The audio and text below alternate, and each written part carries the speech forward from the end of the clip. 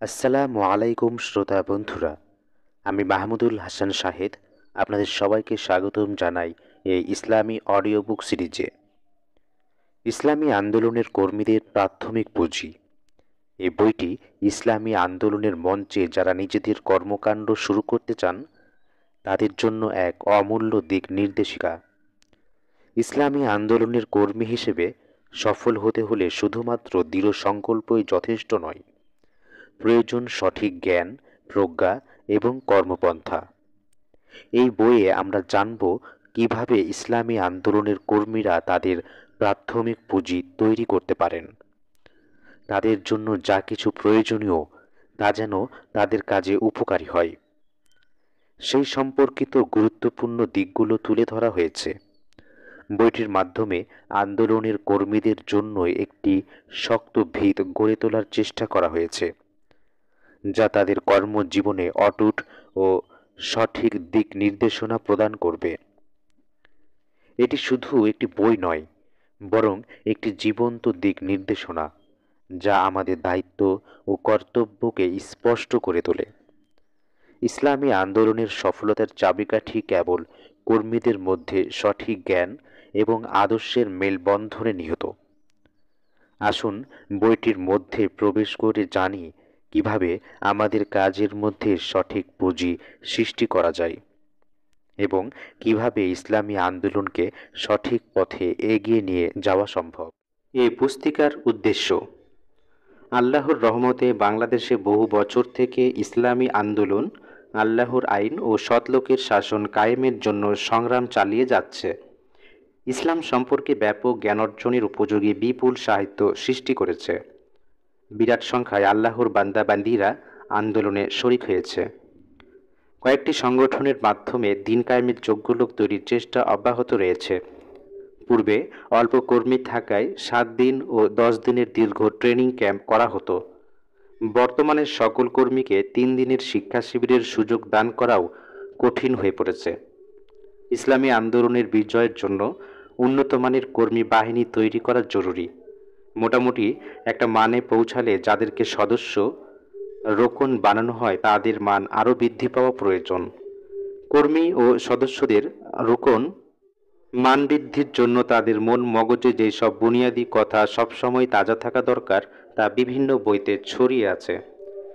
এসব বই যারা পড়েন তারাও সব কথা মন মগজে হাজির রাখতে পারেন না, অথচ ওই সব বুনিয়াদী কথা চেতন মনে হাজির না থাকলে মান বৃদ্ধি দূরের কথা, মান রক্ষায় অসম্ভব। কর্মী ও সদস্যদের এই প্রয়োজন পূরণের উদ্দেশ্যেই এই পুস্তিকাটি তাদের হাতে তুলে দিলাম। সংগঠনের সকল পর্যায়ের দায়িত্বশীলগণ ও এই পুস্তিকাটি প্রতিটি কর্মীর কাছে পৌঁছাবেন বলে আশা করি। সবাই যাতে এই পুস্তিকাটি সবসময় সাথে রাখতে পারেন সে উদ্দেশ্যেই পকেট সাইজে প্রকাশ করা হলো। পুস্তিকাটির শেষাংশে কথাগুলো নতুন করে সাজিয়ে পেশ করা হয়েছে। গোলাম আজম। শ্রোতাগণ, এই বইটির অডিও আপনার ফোন মেমোরিতে ডাউনলোড করতে ডেসক্রিপশন দেওয়া লিঙ্কে ক্লিক করুন। বিসমিল্লাহির রহমানির রহিম। ইসলামী আন্দোলনের কর্মীদের প্রাথমিক পুঁজি। কোনো একটা ব্যবসা শুরু করতে হলে ওই ব্যবসার উপযোগী পরিমাণ প্রাথমিক পুঁজি দরকার।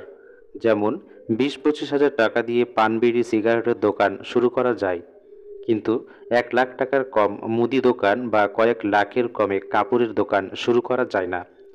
এই পরিমাণ টাকাকে প্রাথমিক পুঁজি, প্রাইমারি ক্যাপিটাল বলা হয়।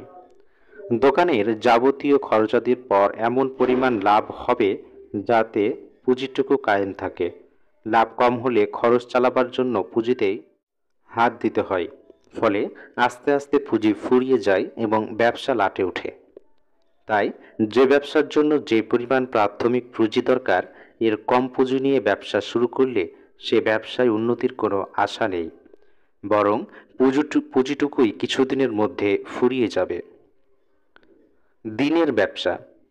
আল্লাহর আইন কায়েমের আন্দোলনকে কোরআনে এমন এক ব্যবসা বলা হয়েছে যা দোজখের আযাব থেকে নাজাত দেয়। সূরা আস-সাফ 10 আয়াত।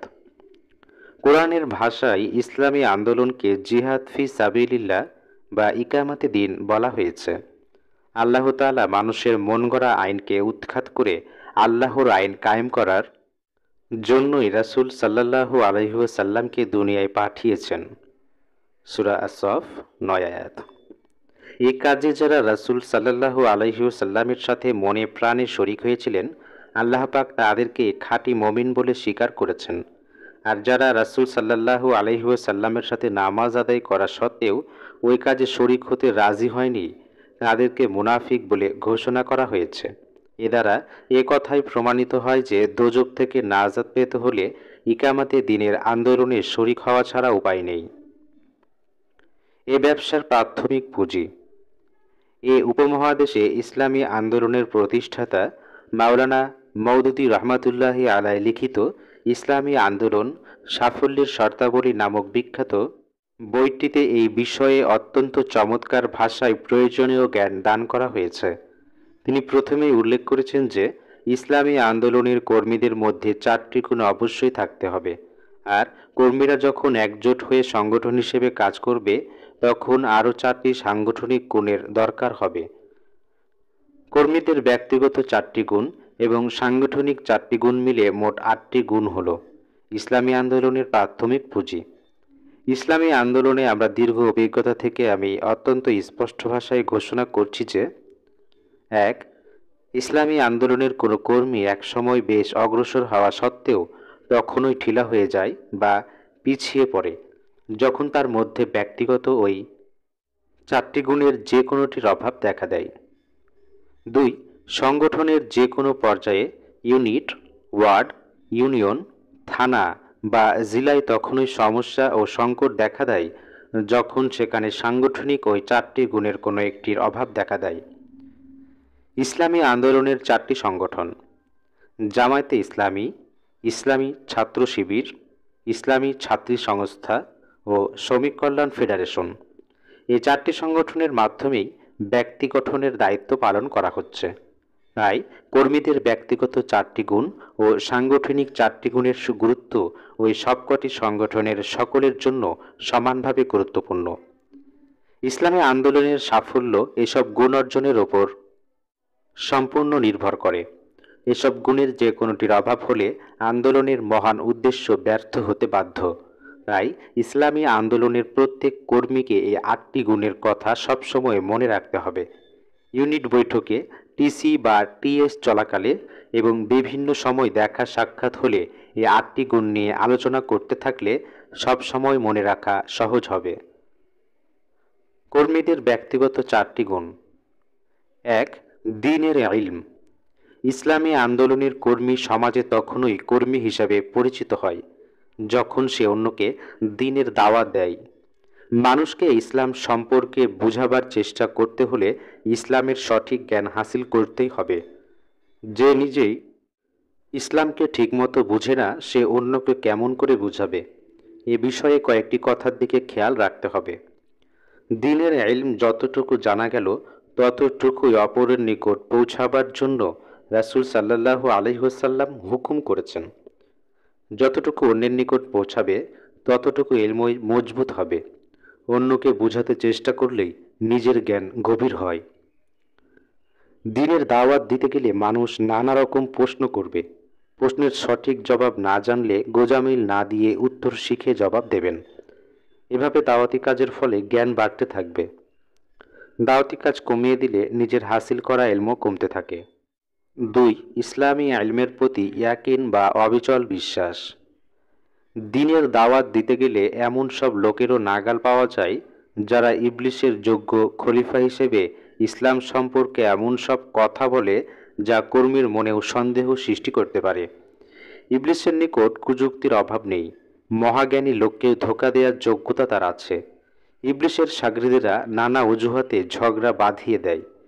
তাছাড়া ইসলাম বিরোধী দাপটে এবং বাতিল শক্তির প্রভাব প্রতিপত্তি দেখে ইসলামের সত্যতা সম্বন্ধে সন্দেহ বা ইসলামের বিজয় সম্পর্কে নিরাশা সৃষ্টি হতে পারে। একমাত্র মজবুত ঈমানই ইয়াকিন এসব রকম অবস্থায় কর্মীকে সবল রাখতে পারে। কর্মীকে দৃঢ়ভাবে বিশ্বাস করতে হবে যে আল্লাহ তাআলার দেয়া জ্ঞানে সামান্য ভুলও নেই। কর্মী যদি কোনো প্রশ্নের জবাব দিতে না পারে তখন একথা খেয়াল করবে যে আমার জ্ঞানের অভাব থাকতে পারে, আল্লাহর জ্ঞান অসীম। কোনো প্রশ্নের জবাব আমার জানা না থাকলে এর জন্য ইসলাম দায়ী নয়। ইসলামের জ্ঞান অবশ্যই নির্ভুল ও যুক্তিপূর্ণ। ইসলামী এলমের প্রতি এই অবিচল বিশ্বাসই কর্মীর প্রধান ঢাল, যা ইবলিশ এবং তার খলিফা ও শাগরেদের খপ্পর থেকে তাকে রক্ষা করবে। ৩. আমল বা চরিত্র। ইসলামী আন্দোলনের কর্মীকে সিদ্ধান্ত নিতে হবে যে আমি কোনো অবস্থায় বিবেকের বিরুদ্ধে চলব না। ইসলামের যেটুকু এলম আল্লাহ পাক দিয়েছেন, কোনো আমল যেন এর বিপরীত না হয় সে বিষয়ে সবসময় সাবধান থাকতে হবে। যে নিজের ব্যক্তিগত জীবনে ইসলামের বিধিবিধান মেনে চলে না এবং যার চরিত্রে মানুষ সাচ্চা মুমিনের গুণাবলী দেখতে পায় না, সে যখন অন্যকে দিনের পথে ডাকে তখন সে হাসির পাত্র হয়ে পড়ে। নিজের জীবনেই যে দিন কায়েম করানো, সে গোটা দেশে আল্লাহর আইন কায়েমের কথা বললে তার কথা কে কান দেবে?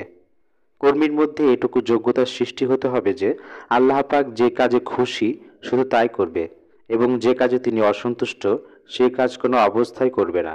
এর ফলেই ওই মানের চরিত্র গড়ে উঠবে যা কর্মীকে দুনিয়া ও আখেরাতে সত্যিকার সাফল্য দান করবে। ৪. ইকামাতে দিনকে জীবনের উদ্দেশ্য মনে করা। দুনিয়ায় বেঁচে থাকার জন্য অনেক কিছুই করতে হয়। রুজি রোজগার করা, বিয়ে শাদী করা, সন্তান সন্ততি লালন পালন করা, ডিগ্রি হাসিলের জন্য লেখাপড়া করা, চাকরি বা ব্যবসা করা ইত্যাদি সবাইকেই করতে হয়। বেঁচে থাকতে হলে এসব করা ছাড়া উপায় নেই। ইসলামী আন্দোলনের কর্মীকেও এসব করতে হয়, কিন্তু সত্যিকার কর্মী এসব কাজকে জীবনের আসল উদ্দেশ্য মনে করে না। তার ভাবধারা ভিন্ন। সে বিশ্বাস করে যে দুনিয়ার জীবন ক্ষণস্থায়ী, আখিরাতের অনন্ত অসীম জীবনে সুখ শান্তি পেতে হলে শুধু বেঁচে থাকার জন্য যা করতে হয় ততটুকু করলেই চলবে না। তার ভাবনা নিম্নরূপ: দুনিয়ায় বেঁচে থাকবার জন্য যা কিছু করতে হয় তা করব বেঁচে থাকার প্রয়োজনেই, কিন্তু বেঁচে থাকার উদ্দেশ্য কি? কি জন্য বেঁচে থাকব? আমার জীবনের উদ্দেশ্য কি? শুধু পশুর মতো খেয়ে খেয়ে বেঁচে থাকা? নিশ্চয় নয়। আল্লাহর দিনকে কায়েম করার জন্যই আমার জীবনকে বিলিয়ে দেব। দিনের দাবি আমার নিকট অগ্রগণ্য। যে কর্মী এভাবে জীবনে চলার সিদ্ধান্ত নেয় সেই তার ২৪ ঘন্টার কাজ হিসাব করে চলে। সে ইসলামী আন্দোলনের দাবি পূরণ করাকেই প্রধান কর্তব্য মনে করে এবং এই কর্তব্য পালনের জন্য বেঁচে থাকার প্রয়োজনে যা করা দরকার ততটুকুই করে। দুনিয়ার উন্নতি, ধন দৌলত, মান সম্মান, সুখ সুবিধা তার জীবনের উদ্দেশ্য হিসেবে গণ্য নয়। দিনের দাবি পূরণ করার জন্য দুনিয়ার যতটুকু নিয়ামত আল্লাহ পাক দান করেন তাতেই সে সন্তুষ্ট থাকে। দুনিয়ার সুখ সুবিধার স্বার্থে সে ইকামাতে দিনের দায়িত্ব কখনো অবহেলা করে না। এই দায়িত্ব পূর্ণরূপে পালন করার সাথে সাথেই সে দুনিয়ার উন্নতির জন্য যতটুকু সম্ভব চেষ্টা করে। চতুর্থ গুণটির গুরুত্ব। ইলম, ইয়াকিন ও আমলের গুণ অর্জনের লক্ষ্যে অগ্রসর হতে থাকলেই এক পর্যায়ে একজন কর্মী সংগঠনের রোকন বা সদস্য হয়। একটি নির্দিষ্ট মানে না পৌঁছালে কোনো সংগঠনেই সদস্য করা হয় না, কিন্তু দুঃখের সাথে লক্ষ্য করা যাচ্ছে যে কোনো রোকন বা সদস্যের মান কমে যায় এবং শেষ পর্যন্ত রোকনিয়াত বা সদস্যপদ হারাতে বাধ্য হয়। চতুর্থ গুণটির অভাবেই এ দুর্দশা ঘটে থাকে। এমনকি এই গুণটির অভাব হলে অন্য তিনটি গুণেও ঘুণ ধরে। তখন ইলম কমতে থাকে, ইমানে দুর্বলতা দেখা দেয় ও চরিত্রে অবনতি ঘটতে থাকে। চতুর্থ গুণটি যদি বহাল থাকে তাহলে ওই তিনটি গুণ ক্রমাগত বাড়তেই থাকে। সাংগঠনিক ৪টি গুণ। দিনের সঠিক ও নির্ভুল জ্ঞান, দিনের প্রতি অবিচল বিশ্বাস, সে অনুযায়ী চরিত্র গঠন এবং দিন কায়েমকে জীবনের উদ্দেশ্য মনে করা। এই ৪টি এমন মৌলিক গুণ যা প্রতি কর্মীকে ব্যক্তিগতভাবে হাসিল করতে হবে। কিন্তু লক্ষ লক্ষ লোকও যদি আলাদা আলাদাভাবে একা একা তাদের মধ্যে এসব গুণ পয়দা করার চেষ্টা করে, তবুও দিনকে বিজয়ী করা কিছুতেই সম্ভব হবে না। দিনকে বিজয়ী করতে হলে ওই কর্মীদেরকে জামায়াতবদ্ধ হয়ে কাজ করতে হবে, কারণ নিছক ব্যক্তিগত চেষ্টায় সমাজ পরিবর্তন আনা যায় না। তাই নবী ও রাসূলগণও জামায়াত কায়েম করে দলবদ্ধভাবে আন্দোলন করেছেন। তাই ইসলামী সংগঠনের সকল স্তরে ৪টি গুণ থাকা অত্যন্ত জরুরি। এর কোনো একটি গুণের অভাব থাকলে সংগঠন অচল হতে বাধ্য। ১. ভ্রাতৃত্ব ও ভালোবাসা। সংগঠনের সকল কর্মী দ্বীনী ভাই ও বোন হিসাবে একে অপরকে মহাব্বত করবে, কারণ তারা দুনিয়ার কোনো স্বার্থ পাওয়ার জন্য সংগঠনে যোগদান করেনি। তাদের সম্পর্কের ভিত্তি হল দিন ও ঈমান। রক্ত সম্পর্কের আত্মীয়তা থেকে দিনের ভিত্তিতে আত্মীয়তা আরও গভীর ও পবিত্র বলে অনেক ক্ষেত্রেই প্রমাণিত। আল্লাহ পাক ঘোষণা করেছেন যে তার দিলে যে রহম বা দয়া রয়েছে এর মাত্র 100 ভাগের 1 ভাগ গোটা সৃষ্টির মধ্যে বিতরণ করা হয়েছে। পশু যে তার সন্তানকে স্নেহ করে তাও ওই 1 ভাগের অংশ। আল্লাহর রহমতে 99 ভাগ তিনি নিজের কাছে রেখে দিয়েছেন। এক মুমিনের সাথে আর এক মুমিনের যে সম্পর্ক তার মাধ্যম স্বয়ং আল্লাহ। তাই মুসলিমদের মধ্যে ভাই ভাই সম্পর্ক যদি গভীর হয় তাহলে ওই 99 ভাগের অংশও হতে পারে। দালানের ইটগুলোকে সিমেন্ট দিয়ে একত্র করে মজবুত করতে হয়। দ্বীনি মহাব্বত, একে অপরের মঙ্গল কামনা, একে অপরের জন্য সহানুভূতি ও ত্যাগ স্বীকার ইত্যাদি ইসলামী সংগঠনের সিমেন্ট। সাহাবায়ে কেরামের মধ্যে ওই গুণটি ছিল বলেই কোরআনে রুহামা ও বাইনাহুম, একে অপরের প্রতি রহম দিল বলে তাদের প্রশংসা করা হয়েছে। কর্মীদের মধ্যে এই গুণটি যত বেশি গভীর হবে সংগঠন ততই বেশি মজবুত হবে। এই গুণটি দুর্বল হলে শয়তান সহজেই ফাটল ধরাতে সক্ষম হয়। 2. পরামর্শ করে সিদ্ধান্ত গ্রহণ। সংগঠনের যাবতীয় কাজ সমাধা করার জন্য যত সিদ্ধান্ত দরকার তা পরামর্শের ভিত্তিতে নিতে হবে।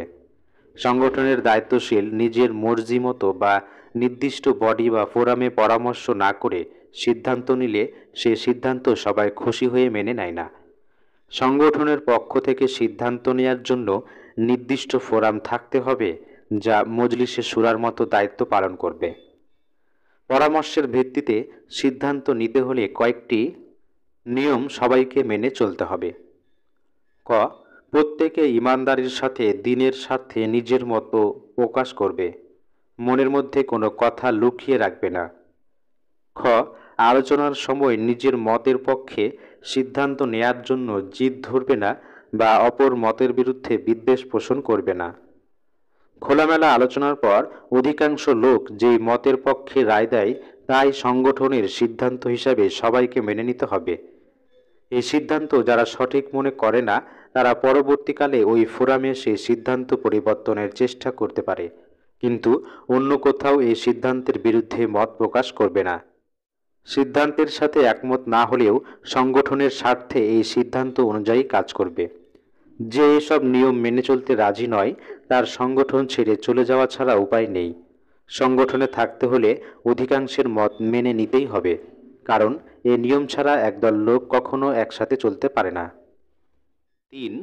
সাংগঠনিক শৃঙ্খলা বা টিম স্পিরিট।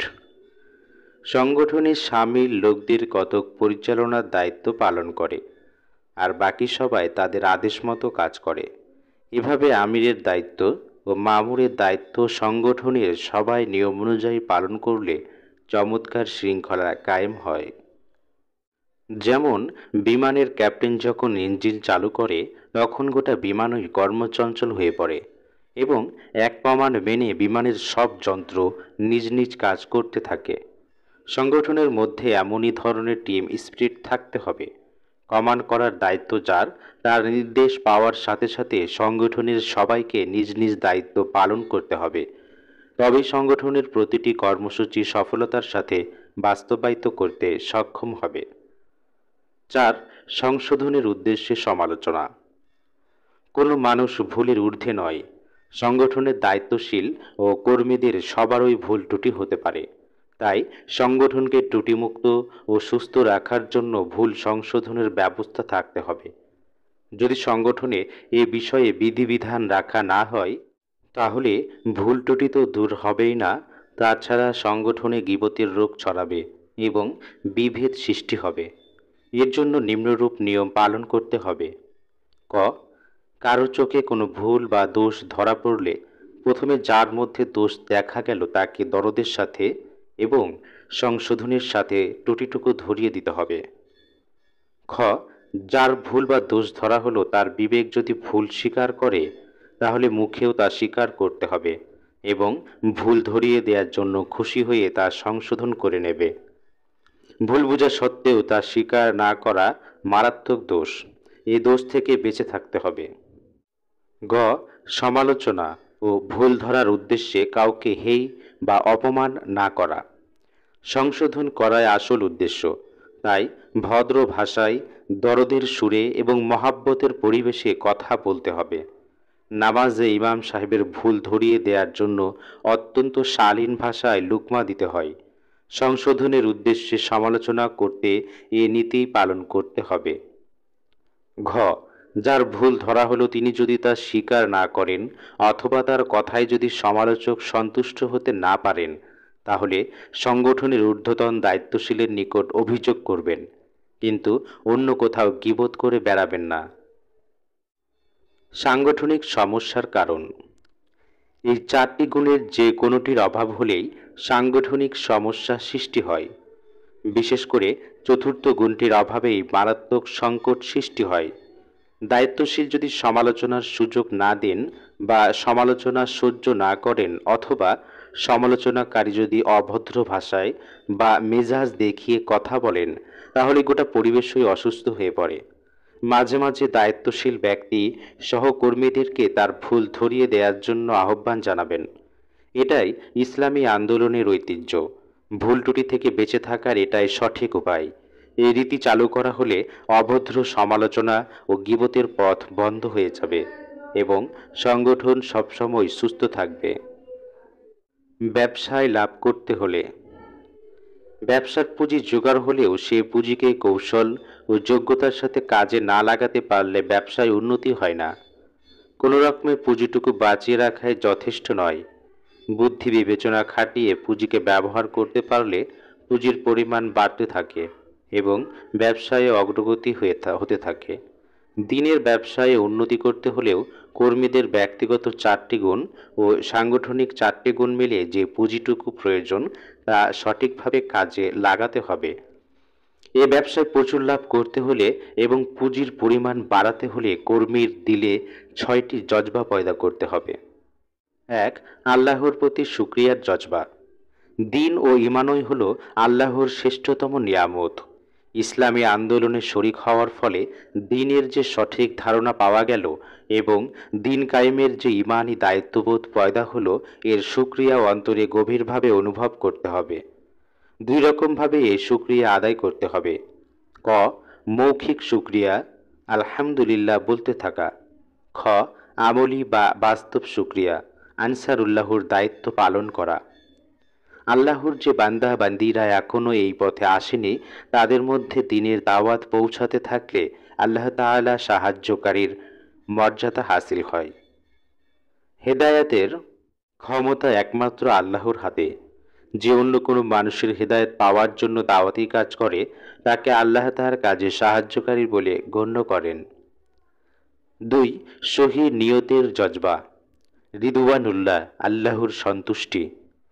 বিশুদ্ধ নিয়ত ছাড়া কোনো বড় নেক আমলও আল্লাহ কবুল করেন না। এই জজবার সার কথা হলো, আমি একমাত্র আল্লাহর সন্তুষ্টি ও আখেরাতের মুক্তির উদ্দেশ্যে এই পথে এসেছি। এই দুনিয়ায় কোনো ব্যক্তিগত স্বার্থ পাওয়ার নিয়াতে এই আন্দোলনে আসেনি। 3. বেহেশতে যাওয়ার জজবা, বায়াত বিল্লাহ, আমি দোজখে যেতে চাই না, আমাকে বেহেশতই পেতে হবে। এই জজবা মজবুত থাকলে জীবনে পদে পদে ভুল পথে চলা থেকে বেঁচে থাকা সহজ হয়। বায়াত মানে বিক্রয়। সূরা তাওবার 111 নং আয়াতে আল্লাহ পাক ঘোষণা করেছেন যে, যারা তাদের জান ও মাল আল্লাহর কাছে বিক্রি করবে, তাদেরকে এর দাম হিসেবে বেহেশত দান করবেন। যে সত্যিকার মুমিন সে আল্লাহকে তার জান ও মালের আসল মালিক মনে করে এবং সারা জীবন আল্লাহর মর্জি অনুযায়ী জান ও মাল ব্যবহার করার চেষ্টা করে। নফসের তাড়না, শয়তানের ধোঁকা এবং আত্মীয় স্বজন ও বন্ধু বান্ধবের চাপে যাতে আল্লাহর মর্জির বিরুদ্ধে চলতে বাধ্য হতে না হয়, সেজন্যই ইসলামী সংগঠনের অগ্রসর হওয়া জরুরি। 4. আল্লাহর গোলাম হওয়ার জজবা, আমি একমাত্র আল্লাহর গোলাম হয়ে চলব। নফসের বান্দা, শয়তানের গোলাম বা অন্য কোনো শক্তির দাস হতে রাজি নই। এ জজবায় মনে শক্তি যোগায়। যারা এই জজবা নিয়ে আল্লাহর হুকুম ও রাসূল সাল্লাল্লাহু আলাইহি ওয়াসাল্লামের তরিকা মেনে চলার চেষ্টা করে তারাই আল্লাহর গোলাম হওয়ার সৌভাগ্য লাভ করে। আল্লাহর গোলাম সবাই এক মানের নয়। কোরআনে দুমানের গোলামের বিবরণ পাওয়া যায়। ক, আল্লাহর দাস, ইবাদুল্লাহ। এটা সাধারণ মান। আবদ মানে দাস, এর বহুবচন ইবাদ। যারা আল্লাহর হুকুম পালন করা ও আল্লাহর নিষেধ থেকে বেঁচে থাকার চেষ্টা করে এবং যখনই ত্রুটি হয়ে যায় তখনই তওবা করে ও সংশোধন হতে চেষ্টা করে, তারাই ইবাদুল্লাহ। খ, আল্লাহর ওয়ালি, আউলিয়াউল্লাহ। এটা আল্লাহর গোলামদের উন্নত মান। ওয়ালি, ওলি মানে বন্ধু, সাহায্যকারী। যারা সাধ্য অনুযায়ী আল্লাহর সকল হুকুম পালন করে এবং সব সময় সকল নিষিদ্ধ কাজ থেকে বিরত থাকে, তারাই আল্লাহর ওয়ালি বা আদরের দাস। 5, আল্লাহর খলিফা হওয়ার জজবা, খুলাফা উল্লাহ। আল্লাহ পাক কোরআন ও সুন্নাহকে মানব জাতির জীবন বিধান হিসেবে রাসূল সাল্লাল্লাহু আলাইহি ওয়াসাল্লামের কাছে পাঠিয়েছেন। সকল সৃষ্টির জন্যই আল্লাহ বিধান রচনা করেছেন। সেসব বিধান রাসূল সাল্লাল্লাহু আলাইহি ওয়াসাল্লামের মাধ্যমে পাঠাননি। আল্লাহ নিজেই সব সৃষ্টির উপর তার রচিত বিধান কায়েম করেন। কিন্তু মানুষের জন্য যে বিধান ইসলামে রাসূল সাল্লাল্লাহু আলাইহি ওয়াসাল্লামের নিকট পাঠালেন তা তিনি নিজে সরাসরি কায়েম করবেন না বলে সিদ্ধান্ত নিয়েছেন। আল্লাহর পক্ষ থেকে তার প্রতিনিধি হিসেবে সে বিধান কায়েমের দায়িত্ব রাসূল সাল্লাল্লাহু আলাইহি ওয়াসাল্লাম এর প্রতি যারা ঈমান আনে তাদের উপর দেয়া হয়েছে। খলিফা শব্দের অর্থ প্রতিনিধি, এরই বহুবচন খুলাফা। খুলাফা উল্লাহর দায়িত্ব হল আল্লাহর পক্ষ থেকে ইসলামকে কায়েম করার চেষ্টা করা। 6, শহীদ হওয়ার জজবা, শুহাদাউলিল্লাহ। হাসরের ময়দানে নবীর পরই শ্রেষ্ঠ মর্যাদা হল শহীদদের। শহীদগণ বিনা হিসাবে বেহেশতে যাবেন। শহীদ হওয়ার সুযোগ পাওয়া বিরাট সৌভাগ্যের বিষয়। কেউ ইচ্ছা করলেই শহীদ হতে পারে না। আল্লাহ পাক যাকে শহীদ হওয়ার গৌরব দিতে চান সেই কেবল এই বিরল মর্যাদার অধিকারী হয়। এ বিষয়ে রাসূল সাল্লাল্লাহু আলাইহি ওয়াসাল্লাম আমাদের জন্য এক বিরাট সুসংবাদ রেখে গেছেন। তিনি বলেন, যে আন্তরিকতার সাথে আল্লাহর নিকট শাহাদাতের আবেদন করবে সে বিছানায় মারা গেলেও আল্লাহ তাআলা তাকে শহীদের মর্যাদা দেবেন। মৃত্যু একদিন অবশ্যই আসবে। মরতেই যখন হবে তখন শহীদের মৃত্যু কামনা করাই বুদ্ধিমানের লক্ষণ। শেষ কথা, কর্মীদের ব্যক্তিগত 4টি গুণ, সাংগঠনিক 4টি গুণ, কর্মীদের 6টি শহীদ জজবা মিলে মোট 14টি পয়েন্ট হয়েছে। এই 14টি কথা কর্মীদের মন মগজে হামেশা তাজা থাকতে শয়তান ধোঁকা দিয়ে তাদেরকে গাফেল করে ফেলার সুযোগ পাবে। তাই সংক্ষেপে এই পয়েন্টগুলো একসাথে কর্মীদের হাতে তুলে দেয়া কর্তব্য মনে করলাম। এর সংক্ষেপ কথাগুলো বিস্তারিত ব্যাখ্যাসহ বুঝবার জন্য নিম্নের বইগুলো ভালো করে পড়তে হবে। 1, ইসলামী আন্দোলন সাফল্যের শর্তাবলী। এই বইটিতে কর্মীদের 4টি গুণ ও সাংগঠনিক 4টি গুণ আলোচনার পর থেকে বেঁচে থাকার প্রয়োজনীয়তা ব্যাখ্যা করা হয়েছে। 2, হেদায়াত। এ বইটিতে আল্লাহর সাথে সম্পর্ক ঘনিষ্ঠ করার উপায় অতি চমৎকারভাবে তুলে ধরা হয়েছে। এ সম্পর্ক গড়ে তোলা সবচেয়ে গুরুত্বপূর্ণ। ইসলামী আন্দোলন কর্মীদের শহীদ জজবা। এতে 6টি জজবার ব্যাখ্যা রয়েছে। 4, বায়াতের হাকিকত। কর্মীদের 6টি জজবার তৃতীয় জজবাটি সঠিকভাবে বুঝতে হলে এই ছোট্ট বইটি পড়া দরকার। 5, ইসলামী আন্দোলন সাফল্য ও বিভ্রান্তি। ইসলামী আন্দোলনের মাধ্যমে ব্যক্তিগত কি সাফল্য কামনা করা উচিত ও সাংগঠনিক সাফল্যের রূপ কী এবং কিভাবে বিভ্রান্তির সৃষ্টি হতে পারে সেসব বিষয়ে এতে আলোচনা করা হয়েছে। 6, মনটাকে কাজ দিন। ইবলিসের ষড়যন্ত্র হতে বাঁচতে হলে মনটাকে কোনো সময় বেকার রাখা উচিত নয়। মনটাকে কিভাবে কাজ দিলে শয়তান সেখানে তার কারখানা কায়েম করতে ব্যর্থ হয় সে কৌশল এই বইটি থেকে সংগ্রহ করতে হবে। 7, আল্লাহর আইন ও সৎলোকের শাসন। এটা কর্মীদের মুখে স্লোগান রূপে উচ্চারিত হয়। এই বইটি ভালো করে না পড়লে আল্লাহর আইনের দিকে দাওয়াত দেয়া কি করে সম্ভব হবে? দেশের সব শিক্ষিত লোকদের কাছে এই বইটি পৌঁছানো কর্মীদের কর্তব্য। মাত্র একটি বই থেকে পাঠক ইসলামী আন্দোলন কী চাই তা সহজে বুঝতে পারবে। দাওয়াতের উদ্দেশ্যে এই বইটি ব্যাপকভাবে পৌঁছালে বিরাট কাজ হবে, তবে কর্মীকে পয়লা নিজে পড়তে হবে। এক নজরে 14টি পয়েন্ট। 1. ইলম ইসলাম সম্পর্কে প্রয়োজনীয় জ্ঞান। 2. ইয়াকিন ইসলামের সত্যতার প্রতি মজবুত ঈমান। 3. আমল ইসলামের বিধান অনুযায়ী চরিত্র গঠন। 4. দিনই জীবনের উদ্দেশ্য ইসলামী আন্দোলনের কাজকে সবচেয়ে বেশি গুরুত্ব দেয়া। 5. ভ্রাতৃত্ব ও ভালোবাসা একে অপরকে দিনী ভাই ও বোন হিসেবে আন্তরিকভাবে মহাব্বত করা। 6. পরামর্শ করে সিদ্ধান্ত গ্রহণ সংগঠনের নির্দিষ্ট ফোরামে পরামর্শ করে সিদ্ধান্ত গ্রহণ করা। সাংগঠনিক শৃঙ্খলা সুসংগঠিত টিম হিসেবে কাজ করা। 8.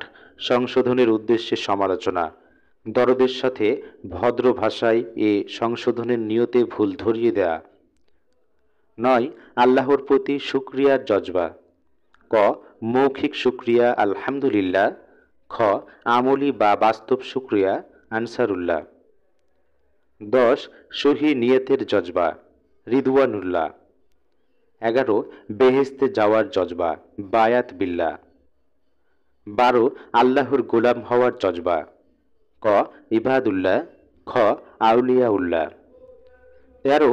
আল্লাহর খলিফা হওয়ার জজবা খুলাফাউল্লাহ। 14. আল্লাহর পথে শহীদ হওয়ার জজবা শুহাদাউলিল্লাহ। এই 6টি জজবাকে কোরআনের পরিভাষায় পেশ করা হয়েছে। জামায়াতের বুনিয়াদী আকিদা বিশ্বাস আল্লাহ পাকই মানবজাতির একমাত্র রব, বিধানদাতা ও হুকুমকর্তা। কোরআন ও সুন্নাহই মানুষের জন্য একমাত্র পূর্ণাঙ্গ জীবন বিধান। মহানবী সাল্লাল্লাহু আলাইহি ওয়াসাল্লামই মানব জীবনের সর্বক্ষেত্রে একমাত্র অনুসরণযোগ্য আদর্শ নেতা। সাহাবায়ে কেরাম রাদিয়াল্লাহু তাআলা আনহুই নবীর আনুগত্যের একমাত্র আদর্শ নমুনা। ইসলাম প্রতিষ্ঠার আন্দোলন মুমিন জীবনের একমাত্র লক্ষ্য। আল্লাহর সন্তুষ্টি ও আখিরাতের মুক্তিই মুমিন জীবনের একমাত্র কাম্য।